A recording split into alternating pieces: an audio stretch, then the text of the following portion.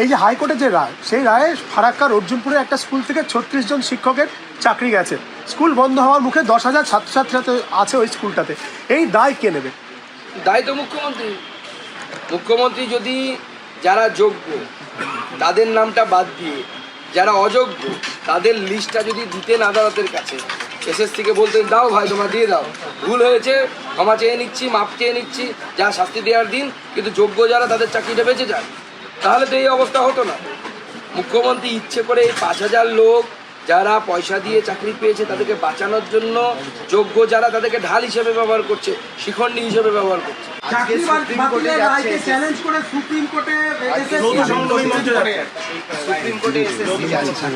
দেখুন, সে তো কোর্টে যাওয়ার অধিকার সবার আছে, কিন্তু আমার মনে হয় যে এর জন্য দায়ী হচ্ছে মমতা বন্দ্যোপাধ্যায়। কারণ কোর্ট বলেছিল আপনারা আটা আর ভুসি আলাদা করুন।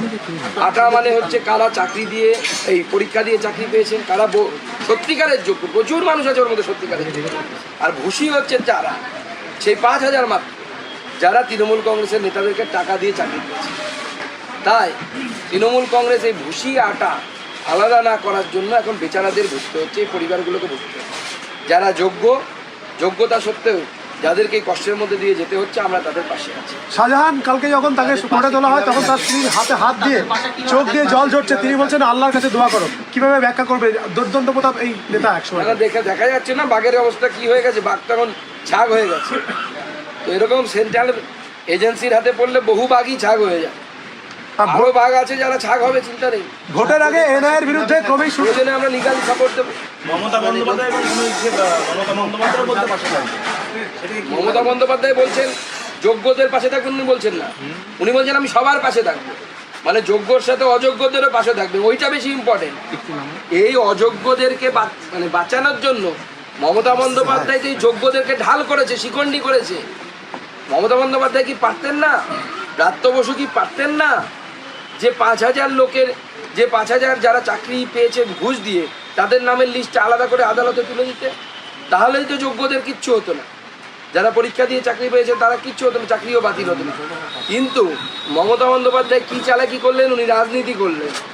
উনি এই 5,000 জন যাদের কাছ থেকে ওনার নেতারা পয়সা নিয়ে চাকরি দিয়েছে তাদেরকে বাঁচানোর জন্য বাকি 25,000-এর মধ্যে 20,000-কে ঢাল করলেন যারা যোগ্য। দেখো তোমাদেরও চাকরি চলে যাচ্ছে, এটা হচ্ছে মমতা বন্দ্যোপাধ্যায়ের চালাকি। আপনি কি জানেন, মানে বুঝতে পারছেন যে এর পিছনের মাথা কে হতে পারে? না, মমতা বন্দ্যোপাধ্যায় স্বয়ং মাথা না। ক্যাবিনেট রেজলিউশন হয়েছে, ক্যাবিনেটের মাথাকে মুখ্যমন্ত্রী। গত 20 তারিখে আপনি যে পথে মিঠুন চক্রবর্তীকে নিয়ে রোড শো করেছেন, আজকে সেই জায়গায় সেই রুটে বিপ্লব মিত্র অভিনেতা দেবকে নিয়ে রোড শো করবেন, কি বলবেন? সুকান্তদা আরেকটা জিনিস অ্যাড করে দিয়ে সঙ্গে দেব একটা টুইট করেছে যে অমিত মালব্য যে টুইট করেছে সেটা তাকে বাংলা শেখান, এটা ঠিক নয়, শুভেচ্ছা রইল সুকান্ত মজুমদারের প্রতি, শুভেচ্ছার কথা কিন্তু টুইট করেছে। দেখুন, প্রথম কথা হচ্ছে টুইটে কে কী বলছে ওই বিষয়ে আমি গুরুত্ব দিচ্ছি না। আমি শুধু এটুকুই জানি যে দেব কালকে যে কথা বলেছে, আজকেও রোড শো করলে আশা করি আমারই প্রচার হবে। তো বিপ্লব মিত্র সঙ্গে থাকবেন কিনা সেটা আলাদা বিষয়। বিপ্লব মিত্র আর দেব দুজনে মিলে যদি আমার প্রচার করে, ক্ষতি নেই তো কোনো। ভোট যত আসছে তত বেশি এনআইএর বিরুদ্ধে ছুট চলাচ্ছে তৃণমূল শিবির, এবং তৃণমূল বলছে যে এনআইএকে ব্যবহার করছে, এবং সেটা নিয়ে আজকে হাইকোর্টে যাওয়ার সম্ভাবনা রয়েছে এনআইএকে ভুলভাবে ব্যবহার করার জন্য। না, সেটা কোর্টে গিয়ে চ্যালেঞ্জ করতেই পারে, যে তার অধিকার আছে। কিন্তু পশ্চিমবঙ্গে যে বোম বিস্ফোরণ হয়েছে এটা তো বাস্তবিকতা, ভারতবর্ষের অন্যান্য জায়গায় হয় না, সেটা তো প্রমাণিত। তাহলে পরে বারবার এত চিৎকার চেঁচামেচি কি আছে? এনআইএ অ্যাক্ট বলছে যে কোথাও যদি বিস্ফোরণ হয় তাহলে সেখানে এনআইএ তদন্ত করতে পারে, সেই তদন্তই হচ্ছে। যদি চ্যালেঞ্জ করার ইচ্ছে থাকে হাইকোর্টে যান, সুপ্রিম কোর্টে যান, কোনো অসুবিধা নেই। পরিবার ঘর ছাড়া তাদের অভিযোগ নির্মল মাঝির বিরুদ্ধে, নির্মল মাঝি এবং তার পরিবারদের বিরুদ্ধে, এবং নির্মল মাঝি বলছে যে ওরা সমাজ বিরোধী দলের সঙ্গে যুক্ত, এই সমস্ত কিছু বলছে। ওই দেখুন, ওদেরকে ঘর ছেয়েছে, ঘর থেকে তাড়িয়ে দিয়ে ওদের জায়গা ফায়গা দখল করে প্যাক ট্যাক করে বিক্রি করবে হয়তো, অথবা কুকুর পুজো সেখানে, হয়তো কুকুরের ডায়ালাইসিস স্পেশালিস্ট। সুকান্ত দাস, আগামী শুক্রবার প্রধানমন্ত্রী রাজ্যে আসছেন, আজকে আবার দিলীপ করে মমতা বন্দ্যোপাধ্যায় সভা করবেন, কীভাবে ব্যাখ্যা করবেন বিষয়টা?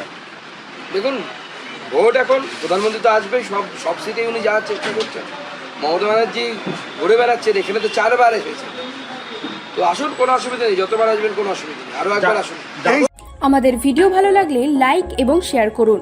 কমেন্ট সেকশনে গিয়ে জানান আপনাদের মতামত। আরও ভিডিও পেতে আমাদের চ্যানেল সাবস্ক্রাইব করুন এবং প্রতি মুহূর্তে খবরের আপডেট পেতে প্রেস করুন বেল আইকন।